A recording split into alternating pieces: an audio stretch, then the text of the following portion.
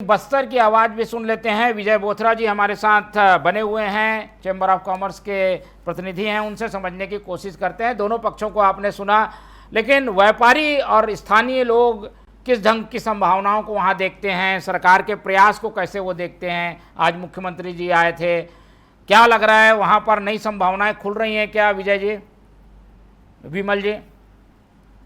नमस्कार जी।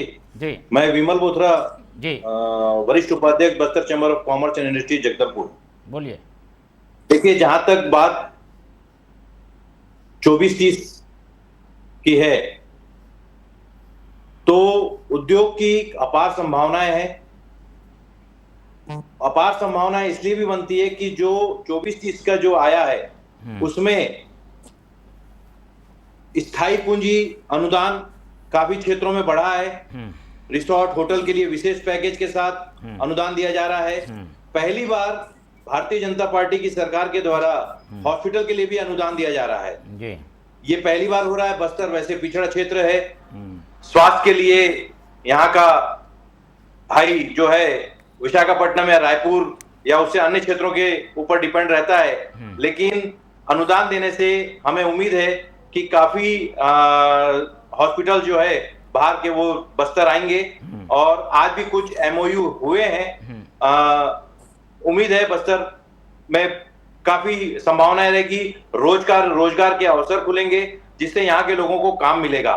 उद्योग के लिए आज जिस तरह से इन्वेस्टर कनेक्ट का बैठक हुई और बड़ी संख्या में यहाँ के जो लोकल बस्तर के लोग, बस्तर संभाग के लोग कह सकता हूं मैं, एकत्रित हुए थे और काफी तादाद में लोगों में एक उत्सुकता है और उद्योग के प्रति उनकी जो मानसिकता है वो खुल रही है, बढ़ रही है।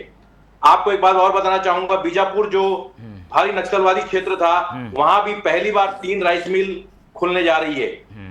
नक्सलवादी खात्मा जरूर हो रहा है और उम्मीद है आने वाले समय में पूरा का पूरा नक्सलवाद खत्म क्षेत्र होगा ये। और उद्योग की अपार संभावनाओं को देखते हुए, क्योंकि यहाँ पर खनिज और वन संपदा से भरपूर बस्तर क्षेत्र है हमारा, और इन सारी चीजों को देखते हुए उद्योग की अपार संभावना है। बिल्कुल, और इसीलिए कहा जाता था कि हम उस प्रदेश के लोग हैं जहां पर संसाधन काफ़ी ज़्यादा है, यानी अमीर धरती के गरीब लोग। हम ये जानना चाह रहे हैं कि व्यापारियों के लिए जो नए नियम आए हैं वो क्या आसान हैं? कई बार जटिल नियमों की वजह से विकास नहीं हो पाता, उसमें कुछ रिलैक्सेशन मिला है क्या आप लोगों को? काम करने में, निवेश करने में, उद्योग बढ़ाने में सफलता मिलेगी जिससे?